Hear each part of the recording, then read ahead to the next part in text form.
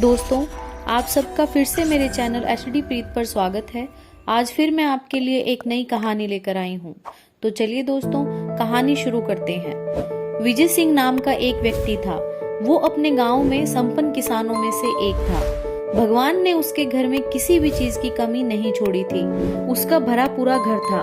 कमी थी तो बस एक ही चीज की, कि वो हमेशा भगवान से शिकायत करता रहता था कि भगवान मेरे लिए कुछ नहीं करता है। मैंने अपनी मेहनत से अपने लिए एक आलीशान घर बनाया, लेकिन भगवान ने मेरे हर काम को बिगाड़ने के लिए कोई कसर नहीं छोड़ी। अब विजय 78 साल के बुजुर्ग हो गए थे, लेकिन आज भी उनमें वही कमी थी। आज भी वे भगवान से शिकायत करनी नहीं छोड़ते थे। उम्र के साथ साथ उनके शरीर में कमियां आने लगी। एक दिन उनके बेटे ने उनसे कुछ कहा, उन्होंने उसकी बात पर ध्यान नहीं दिया। फिर अगले ही दिन दोबारा उनके बेटे ने उनसे कुछ कहा तो उन्होंने आगे से कोई रिएक्शन नहीं दिया। तो उसके बेटे को शक हुआ कि पापा जी के कानों में प्रॉब्लम हो गई है, वो अपने कानों से सुन नहीं पा रहे हैं। विजय सिंह को अपने कानों से बहुत कम सुनाई देता था। कहो कुछ तो सुने कुछ। नाती पोते हंसी उड़ाने लगे कि बाबा को अब सुनाई नहीं देता, कि बोलो कुछ तो सुनाई कुछ और देता है। विजय सिंह एक दिन डॉक्टर के पास पहुँचे और बोले, डॉक्टर साहब, कान से सुनाई बहुत कम पड़ता है, आप जल्द से जल्द मेरा इलाज कर दीजिए। डॉक्टर ने विजय सिंह के कुछ मेडिकल चेकअप कराए और कुछ दिन बाद उसके रिपोर्ट ले जाने को कहा। 3 दिन बाद विजय सिंह फिर से डॉक्टर के पास अपनी रिपोर्ट लेने गए तो डॉक्टर ने एक रिपोर्ट और एक बिल उसको दिया। बिल में करीब 60,000 रुपए की रकम लिखी थी। उन दिनों 60,000 बहुत बड़ी रकम हुआ करती थी। विजय सिंह ने डॉक्टर से बिल के बारे में पूछा तो डॉक्टर ने बताया, बाबूजी, आपकी रिपोर्ट के अनुसार आपके कान में गंभीर समस्या है और इसके इलाज में 60,000 रुपए लगेंगे। आप जल्द ही बिल भर दें तो मैं ऑपरेशन कर दूंगा। बस इतना सुनते ही विजय सिंह की आंखों से आंसू निकल पड़े।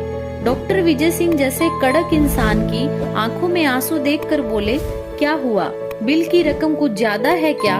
विजय सिंह करुणा से भरे स्वर में बोले, आज मेरी उम्र 78 साल है और मेरा जीवन ज्यादा नहीं बचा है, फिर भी कान ठीक कराने के लिए मुझे 60,000 रुपयों की जरूरत पड़ी। लेकिन उस ईश्वर ने 78 साल में मुझसे कुछ नहीं मांगा। मैं 78 साल से इन कानों से सुनता आया हूँ, लेकिन ईश्वर ने तो कभी मुझसे कुछ मांगा ही नहीं और थोड़े से बचे जीवन के लिए मुझे 60,000 रुपए देने होंगे। कैसी विडंबना है।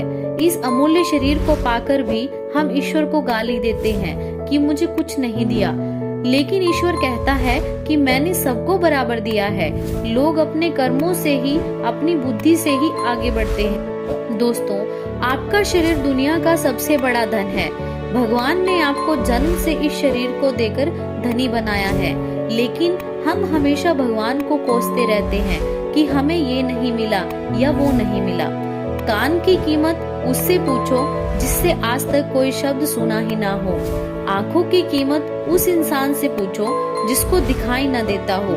पैरों की कीमत उससे पूछो जो बेचारा बैसाखियों पर चलता है। हाथों की कीमत उससे पूछो जो बेचारा हाथ न होने के कारण ठीक से खा भी नहीं पाता। सोचिए, क्या बीतती होगी ऐसे लोगों पर, कितना आत्मविश्वास डगमगाता होगा ऐसे लोगों का, कितनी बार वो खुद को असहाय महसूस करते होंगे। और हम हैं कि शरीर से धनी होने के बावजूद भी जीवन भर कुछ नहीं कर पाते, बस उस ईश्वर को कोसने में लगे रहते हैं। दोस्तों, अगर आपको मेरी ये कहानी पसंद आई हो तो वीडियो को लाइक करें, शेयर करें और चैनल को सब्सक्राइब करना ना भूलें।